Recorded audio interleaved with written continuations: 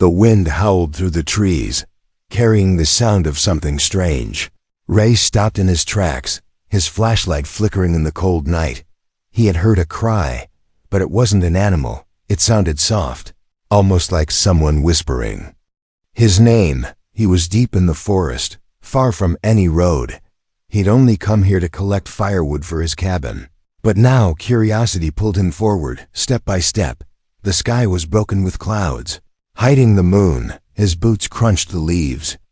Beneath him as he moved toward the sound, another whisper came, weaker this time. He turned sharply and pointed his light. There, under a dying tree, was a figure lying still. At first, he thought it was just a lost traveler. But when he stepped closer, his heart skipped a beat. It was a girl, but not an ordinary one.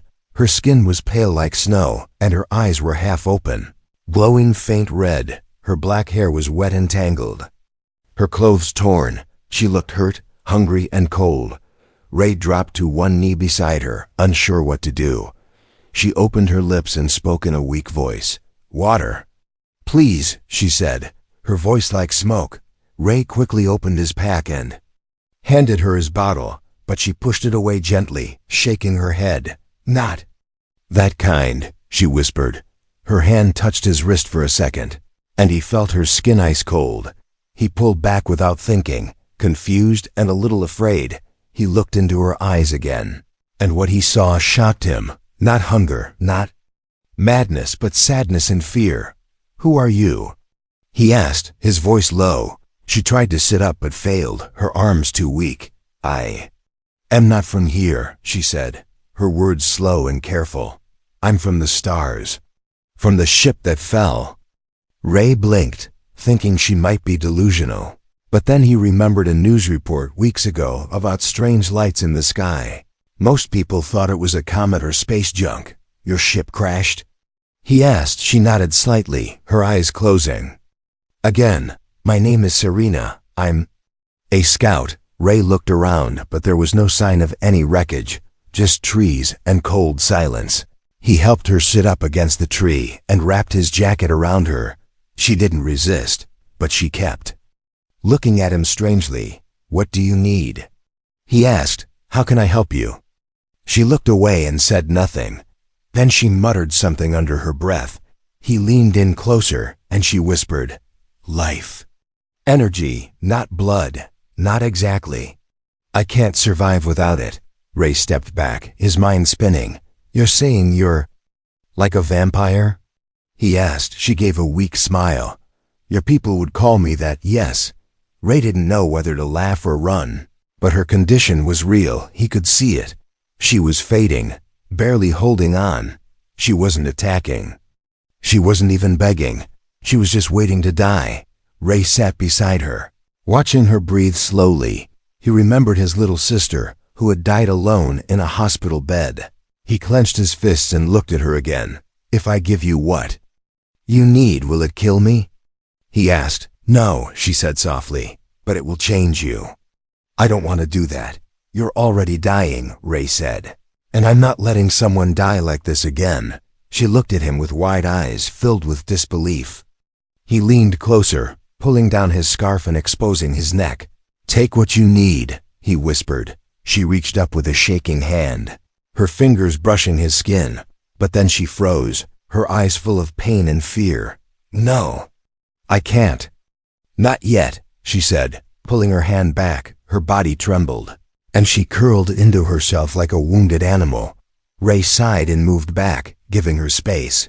He threw more wood onto a small fire, warming them both a little. She stared into the flames, silent and still. For a long time neither of them spoke. The forest was quiet, the stars hidden behind clouds.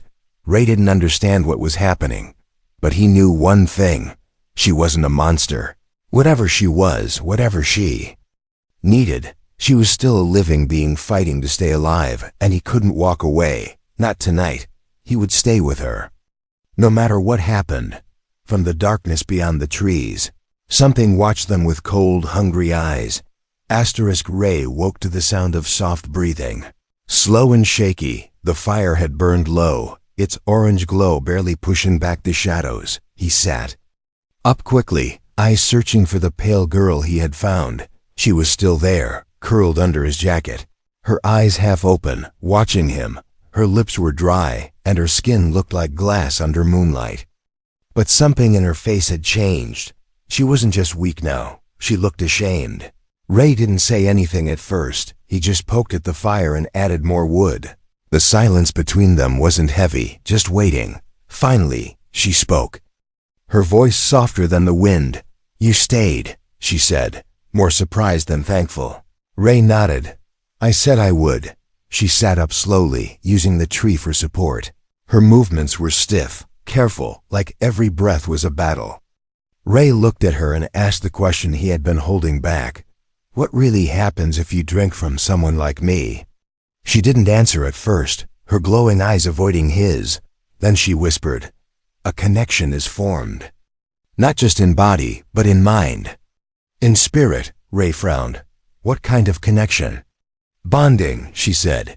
"Your energy becomes part of me, and mine becomes part of you." Ray didn't speak. Trying to understand, she added, "It doesn't happen with everyone. Only your kind. Humans." He leaned forward, curiosity growing inside him. "Why humans?" he asked. She looked up at him then, her eyes no longer afraid, but ancient. "Because you burn," she said. "Inside you is fire, wild and pure. Dangerous, but alive." Ray blinked, unsure if it was a compliment or a warning. "I've only tasted it once," she added. "A long time ago. And it nearly killed me." Ray felt a chill pass through him. "Then why did you come here again?" he asked. "We didn't mean to," she said. "Our ship was scouting nearby systems. We hit something. Something that wasn't supposed to be there." Ray looked around the dark forest. "And the others?" She didn't answer. Her silence said enough. The fire crackled louder now, as if it felt the cold between their words. Ray stood up and took a few steps, staring into the trees. He could feel eyes watching. Or maybe it was just nerves, behind him. Serena said quietly, "You should leave me here." He turned fast, surprised. "Why?" "Because I don't know how long I can hold back," she said, her voice shaking. "The thirst. It's growing." Ray shook his head. "If you were going to hurt me, you would have done it already." "I'm not safe," she said. "I'm not strong enough to control it much longer." Ray stepped closer and knelt beside her. "Then teach me how to help," he said. "Because I'm not leaving you to die out here." Serena looked at him like she was seeing him for the first time. Her fingers brushed the edge of his hand, cold and hesitant. "You're not afraid?" she asked. "I am," Ray admitted. "But I'm more afraid of doing nothing." She closed her eyes, and for a moment, her face softened. Then she opened them and said, "There is one way. A slow feed, no biting. Just energy passing between us." Ray nodded without hesitation. "Show me," he said. She placed her hand over his chest, just above his heart. Her fingers trembled, and her eyes began to glow brighter. Ray felt a strange warmth spread through him, not painful, but deep, like a thread being pulled from his chest into her. He gasped but didn't move. Serena's eyes filled with tears, and her skin slowly changed. Color returned to her cheeks, and her breath steadied. She pulled her hand away, and the glow in her eyes dimmed to a soft red. Ray leaned back, dizzy but still himself. "That's it?" he asked, breathing hard. She nodded slowly. "For now." They sat together in silence, the forest no longer cold, but oddly still. The fire burned brighter again, as if the forest was breathing with them. Then, a noise like cracking branches snapped. The silence in two. Ray jumped up and grabbed his flashlight.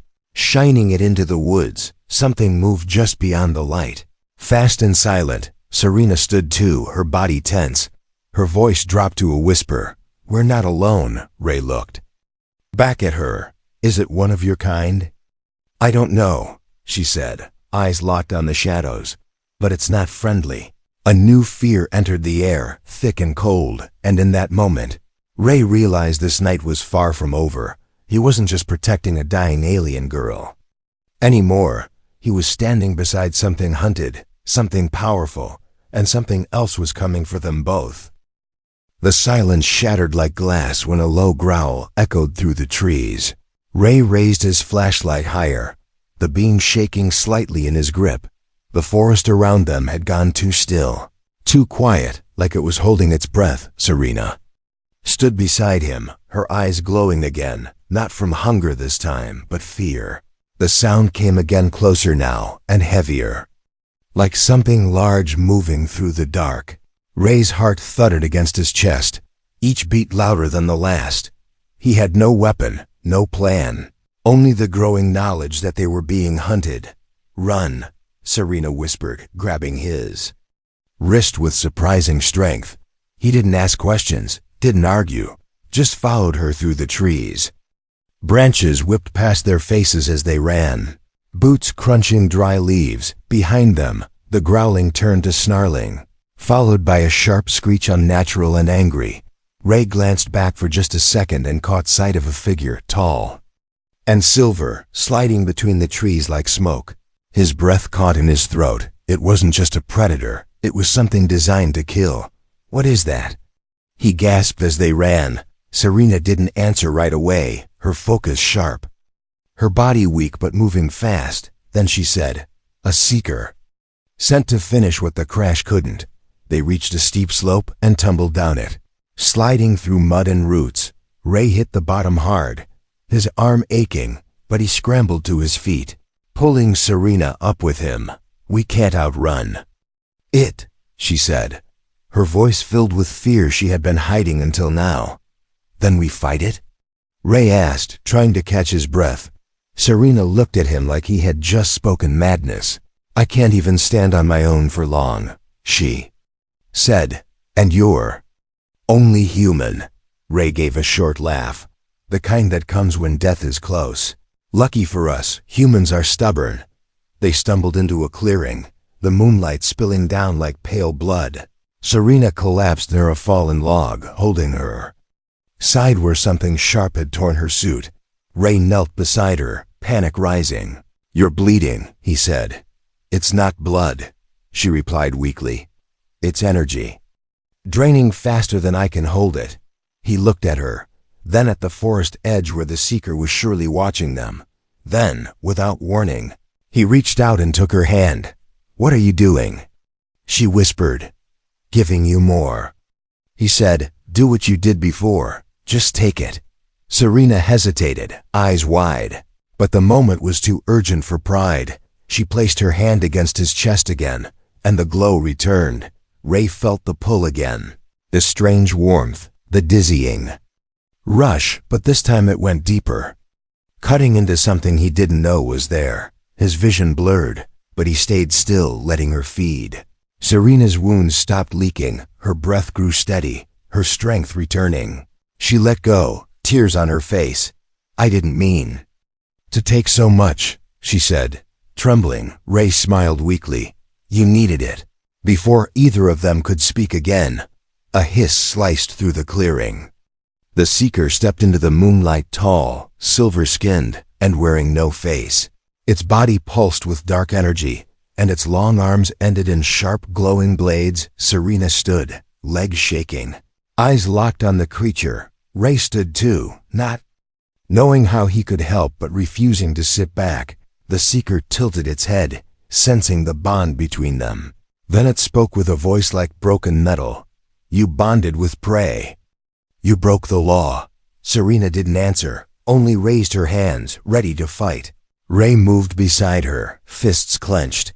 He had no special powers, no alien strength, but he had something else: determination. "If you want her," he said, stepping forward, "you'll have to go through me." The seeker didn't laugh, didn't speak, it just charged, blades glowing brighter. Serena threw up a shield of red light, but it cracked under the first strike. Ray dove forward, grabbing a thick branch from the ground and swinging it hard. It hit the seeker in the side, barely slowing it down. The creature swiped at him, and he rolled away just in time. Serena screamed as the seeker turned back to her, its blades raised. Ray saw the opening, the way its foot slipped slightly on a root. He ran forward without thinking, slamming his full weight into its back. The Seeker stumbled, just long enough for Serena to gather her remaining energy. She sent a blast of red light into its chest, and the creature let out a piercing shriek. It staggered, sparks flying from its core. Then dropped to one knee. Serena didn't stop. She pushed harder, her eyes blazing. Finally, with a last scream, the Seeker collapsed, the light inside it going dark. Ray dropped beside her, breathless and shaking. "Is it dead?" he asked. Serena nodded slowly, then looked at him with wonder. "You're just human. How did you stand against a Seeker?" Ray smiled, even as pain filled his body. "Maybe I'm not just human anymore." Asterisk. The night was still, but Ray's heart was racing like a wild drum. The Seeker's body lay motionless, but something in the air still felt wrong. Serena stood over it, her hands glowing faint red, her breath unsteady. Ray touched his chest where she had fed before, and his skin still tingled.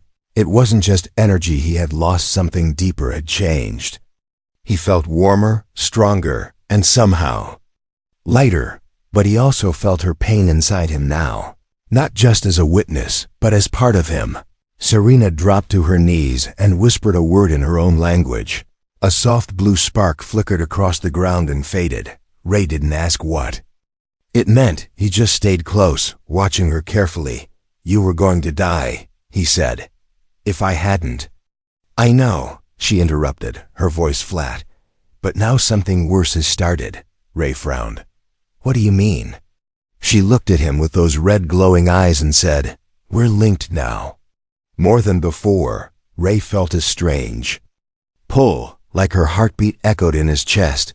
He didn't understand how it worked, but he believed her. "What does that mean for me?" he asked. Serena looked away, her voice quiet.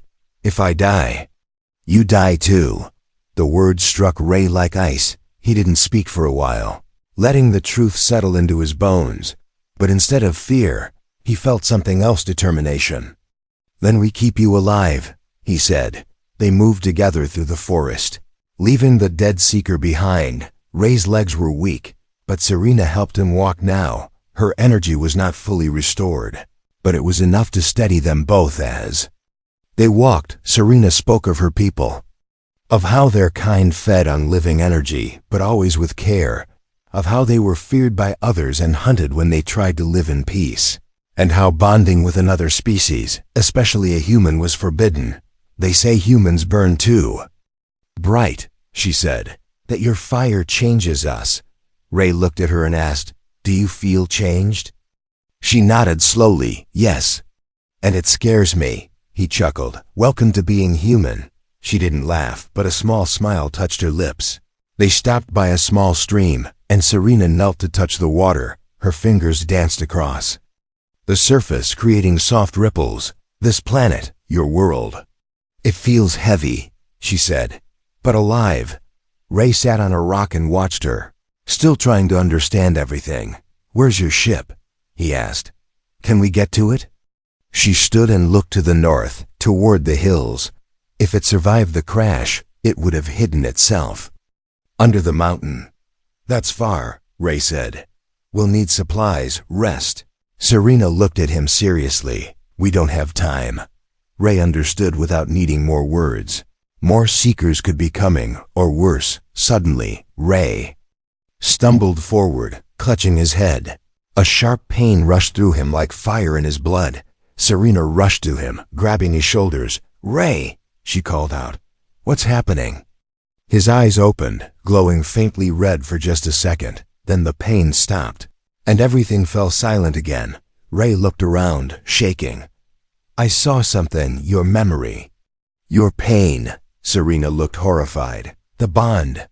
It's deeper than I thought." She helped him stand again, her hands gentle but cold.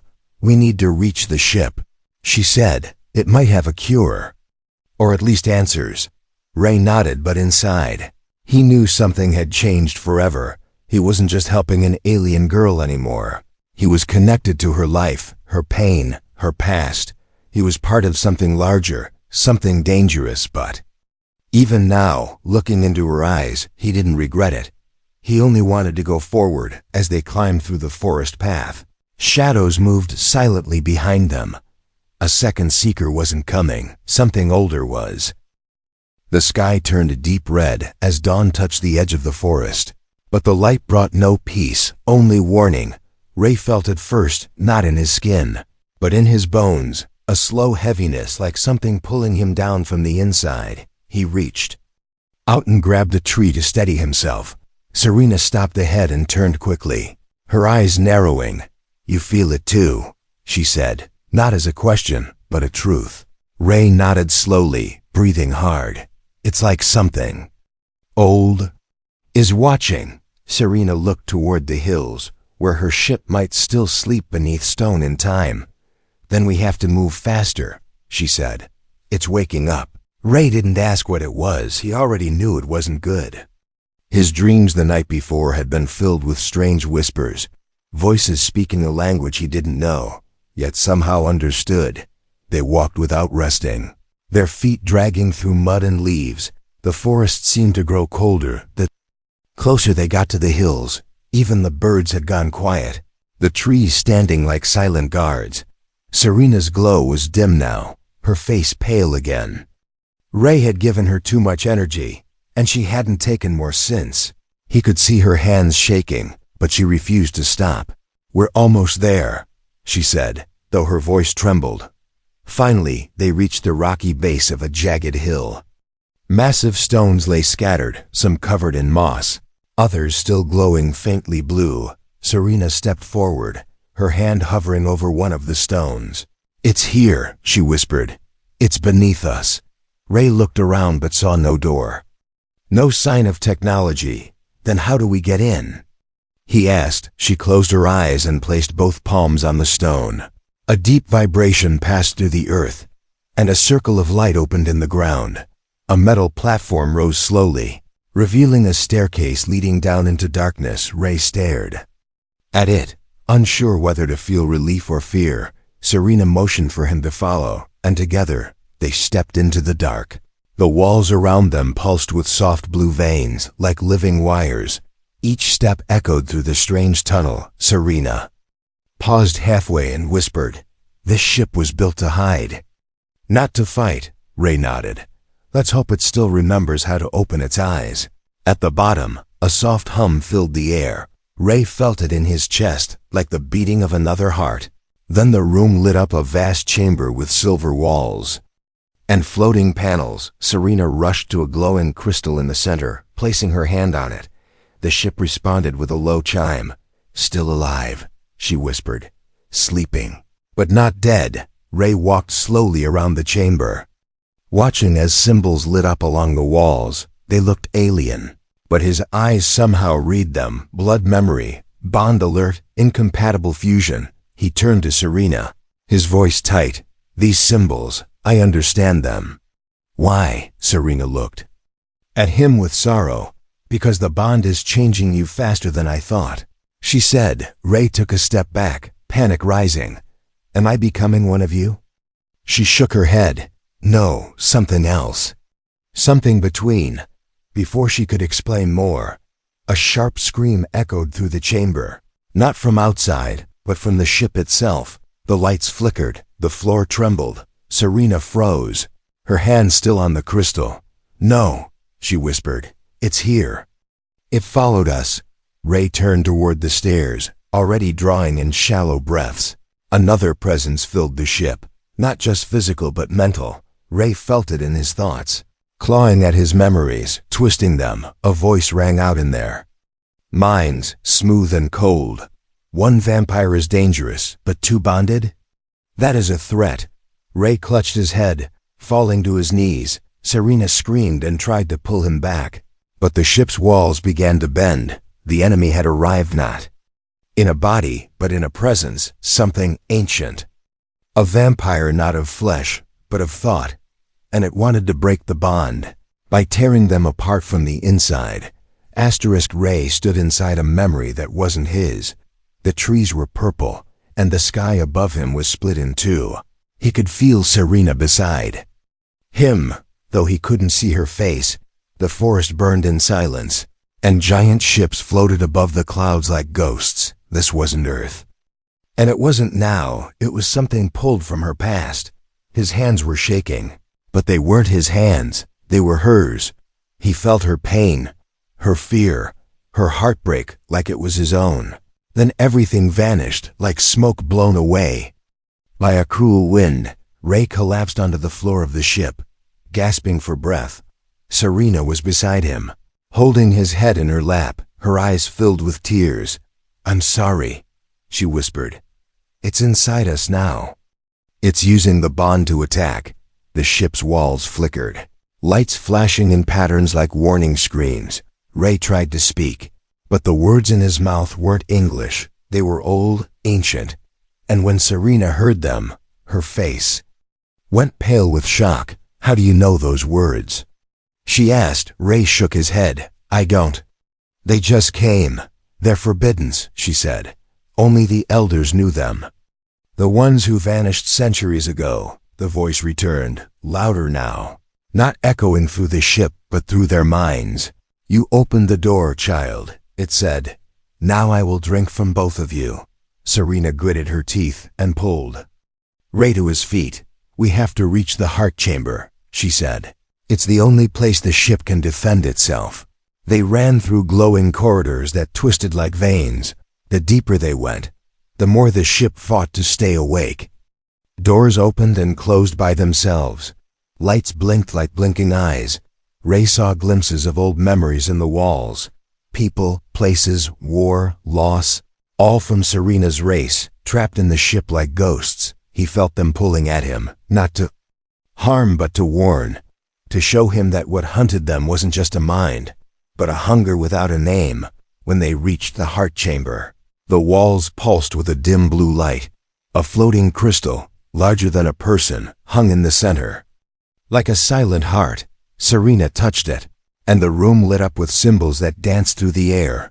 "It's still alive," she said, "but it's scared."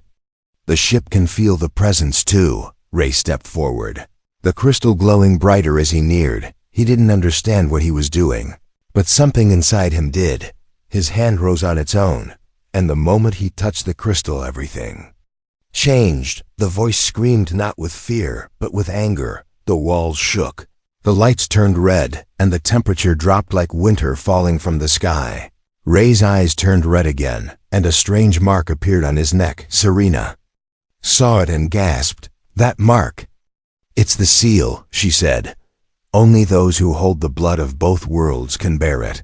Ray fell to his knees, light pouring from his hands. The voice inside him tried to twist his thoughts, to turn him against Serena, but the bond between them pulsed like fire, refusing to break. Serena knelt beside him and pressed her forehead to his. "You're not alone," she whispered. "We fight it together." The room filled with a deep humming sound as the crystal began to spin. Images flashed across the wall: stars, battles, children crying, cities falling, all memories of the voice, of what it had destroyed in the past. Ray saw a world turn black, drained of life, and realized the truth.